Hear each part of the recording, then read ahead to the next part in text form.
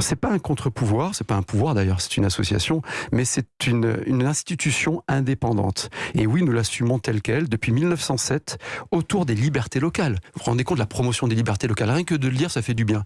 Autour de la défense de la commune, c'est-à-dire de ces communautés d'expérience, ces communautés de pragmatisme, de transcender les clivages partisans pour promouvoir ces libertés locales, l'efficacité et la performance publique de proximité, la responsabilité qui va avec la liberté. Et effectivement, la façon dont ce scrutin a été abordé par l'exécutif fait que ça s'est traduit dans la réalité par une défaite pour Emmanuel Macron. Mais j'allais dire, c'est indépendant de ma volonté.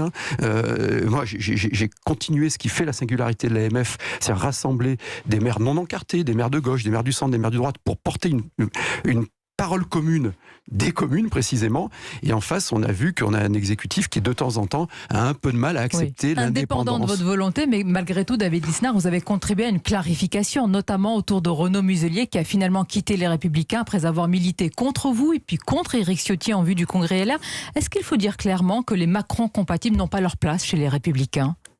Chacun sa maison, chacun son parti. Alors, il y a deux choses différentes. Les maires qui supportent l'exécutif ont leur place à l'AMF, et ça c'est une évidence, même s'ils ne sont pas nombreux. Le deuxième élément, c'est qu'il faut de la clarté. Et c'est tout le contraire du sectarisme. Le sectarisme, c'est mal. La clarté, c'est bien, pour parler de façon très triviale. Et aujourd'hui, nous sommes un parti qui veut apporter une alternative crédible, qui veut porter un projet d'espoir, et qui ne se retrouve pas... On n'est pas manichéen, il y a des choses qui sont bien faites par le pouvoir actuel, mais il y a des choses qui nous paraissent très archaïque. Qu'est-ce qui est bien fait, par exemple?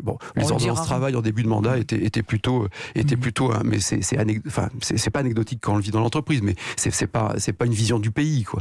Mais en revanche, il y a une espèce de conformisme techno qui depuis des décennies plombe le pays et dont je pense. Est-ce qu'il est le corollaire du macronisme? Vous venez de dire, David Lisnard, que ça fait des décennies que cela existe, et vous critiquez souvent, à raison d'ailleurs, une forme de verticalité, de centralité dans notre pays. Mais est-ce que c'est synonyme du macronisme, ou est-ce que c'est tous les pouvoirs qui ont été centralisateurs en France? C'est synonyme du conformisme. Et ce conformisme... Est-ce que le macronisme est un conformisme? Oui, je le crois. Je pense que derrière la grandiloquence des mots ou des postures très théâtrales, il y a en fait une impuissance des actes. Donc le problème, c'est pas la verticalité du pouvoir, c'est l'impuissance et cette incapacité à dynamiser la société. Cette incapacité à faire confiance. Et donc, le délitement civique est une spirale infernale. Et ça vient d'abord d'institutions qui ont été progressivement dévoyées, ça vient d'une personnalité à la tête exécutive qui est quelqu'un qui a d'énormes qualités mais aussi quelques défauts,